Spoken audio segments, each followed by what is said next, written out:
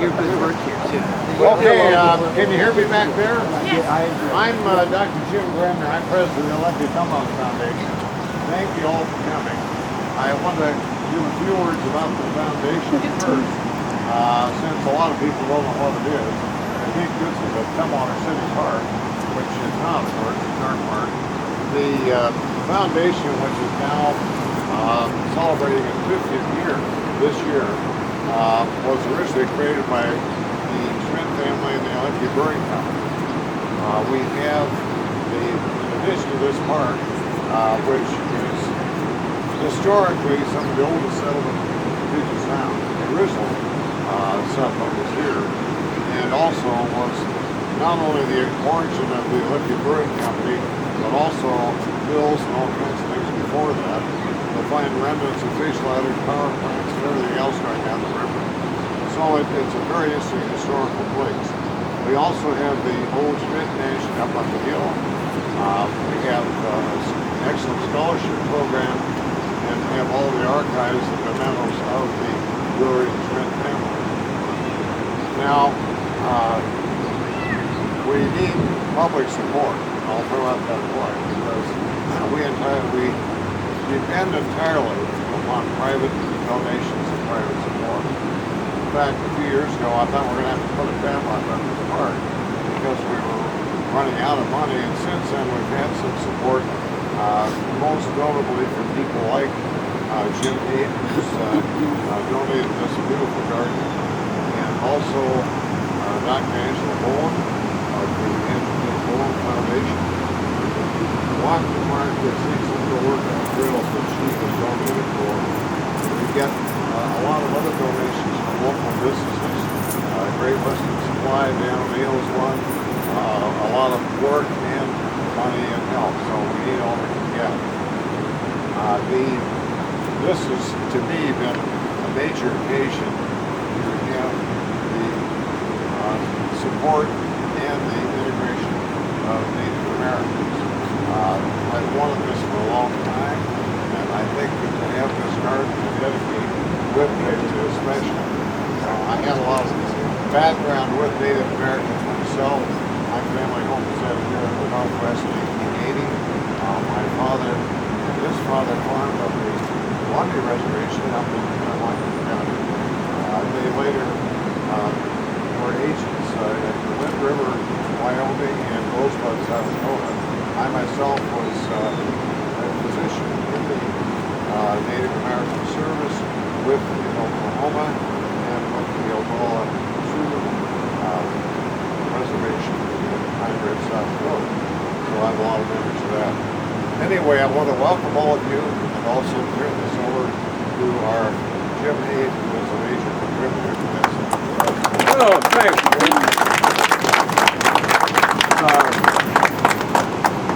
My initial comments were going to be directed towards greeting Nancy Crane and the Chehalis tribe, Nemea Chobacluk, and the Nisqually tribe, and Charlene Price, the Squaxin Island tribe.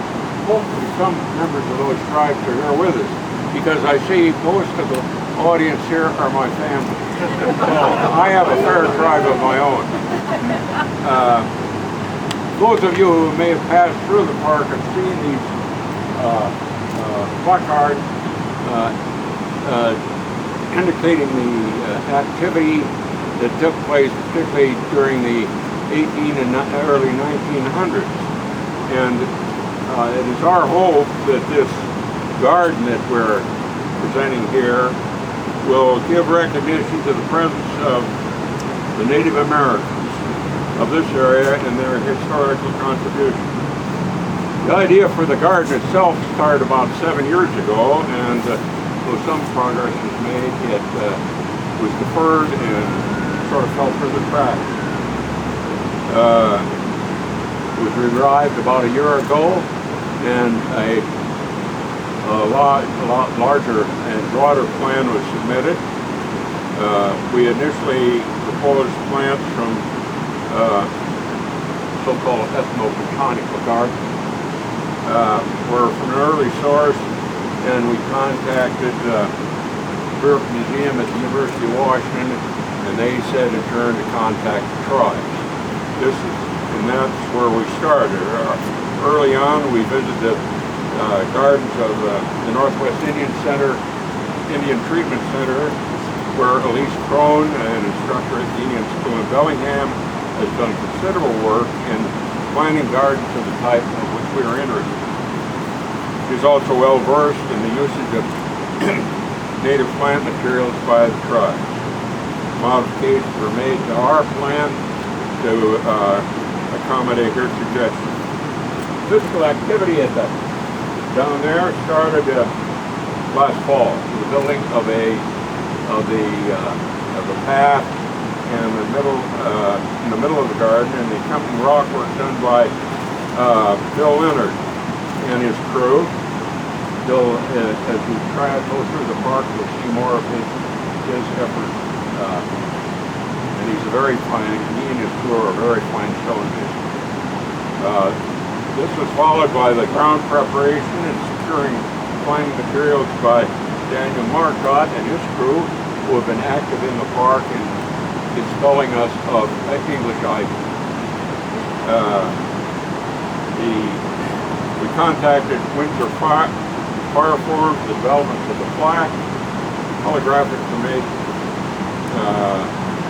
our identification of the plant.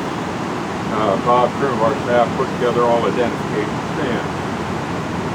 Before moving on any of this work, we contacted and secured the approval of the tribes on the garden plan and the plaque in particular. Most important of this portion of the project were the efforts of tribal members who were enthusiastic about the project and were instrumental in securing the acceptance and support of the tribes. Receiving the support of the tribes and joining us in this project was a true measure of the success of our efforts. Now, is Charlene Price here? Yes, I'm right here. There she is. Of the Sparks Island tribe, I turn the remainder of the meeting to her. Before I do, is there anyone member of the tribes who would like to make a comment? Anyhow, Charlene, you want to do your deal down at the I think I better do it here because all right. It's easier here. All right, Okay. fine, whatever. So we'll just stand right here. Yes. I would like to introduce to you Paula Henry Kreis. She's one of our tribal elders and a relative of mine. And Paula would like to share a few words. Yes. Well, I'm saying thank you and welcome for being here. And what an honor it is to be a part of this. And I usually introduce myself by saying that my mother was Jude Price Noel. My grandfather was Andrew Price. My great-grandmother was Jenny Cecil. And I didn't know if we want to do the prayer now or afterwards. So we have a prayer song for you, and I just would like to lift my hands up to you, the elder, the dad, the father, and to all your beautiful daughters and the energy that they have dedicated to the garden. But I also see that they have just a wonderful spirit about them of humanity, and it's a blessing and an honor to be here in your midst. And so we bring to you one of our Salish Lushutsit prayer songs, and the song is pretty much thanking the Creator for this time, for our lives, for each one of us, and for the gift that we have of the breath of life. And I'm not the greatest singer, but I'm humbling myself before you.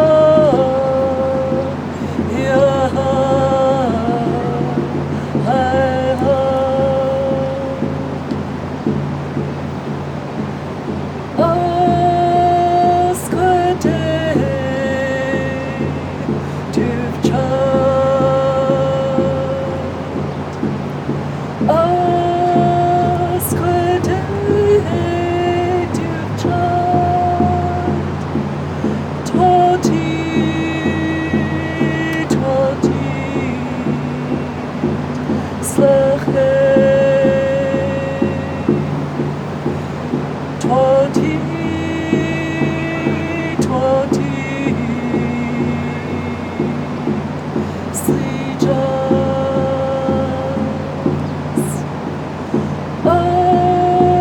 Askade, Tuvchat,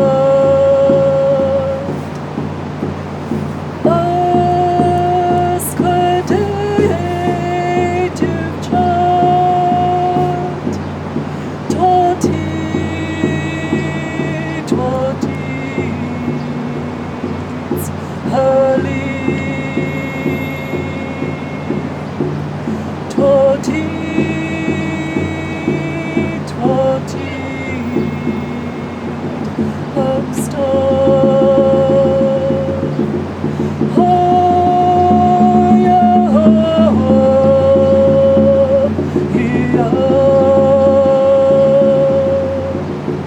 Hoya, Hiya,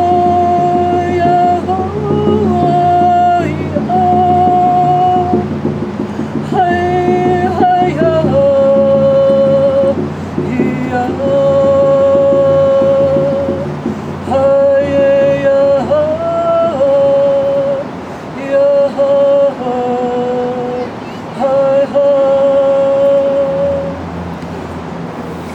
I would like to thank you all, and I would like to thank you for the gift that you've given to all people, no matter what nationality they are.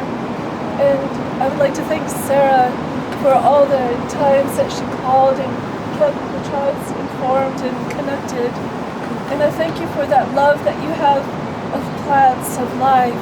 A lot of people don't realize that the plants, they are to tribal people like other nations of people, because they give us so much. They've brought us teas, brought us health, brought us the goodness. In our society, it was common for our people to live beyond 100. And I hear that you're close to 90. So if you can imagine living that long, and when you have an elder like you, he's like a walking college and a university. He's like so important to all of you, and you are his family members, but I can see it in his eyes. This man has that, you can tell, he's got that spark. And it's an honor to be in your presence, and I thank you that we are able to be here to share this moment with you. My pleasure. I might add that this gathering is one of the pleasures of my day. The second is I'll be celebrating my 90th birthday a little later on in the day. and don't say we want you around for another 90 years.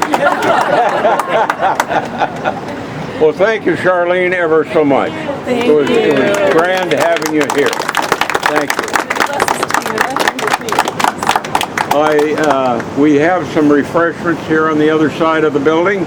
I certainly encourage you to take a look at the garden itself, because with more than parental pride, one of my daughters was very instrumental in putting this together, and I think she's done a wonderful job.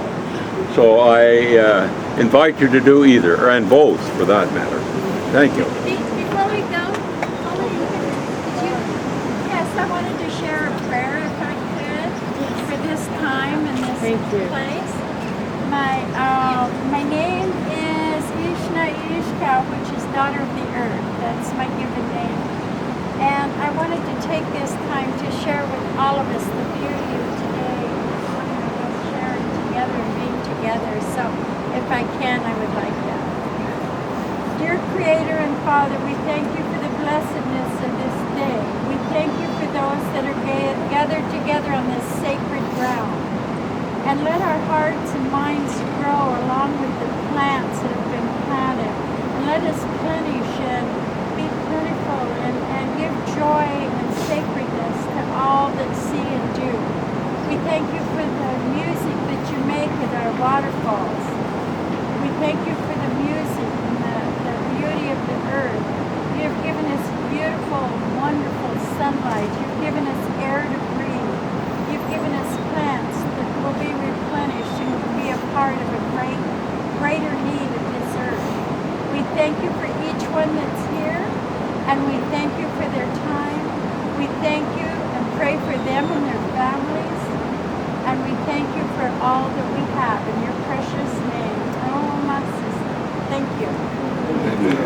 Thank you. Thank you. Very good. Thank you both very much. You've made this a successful effort. Thank you.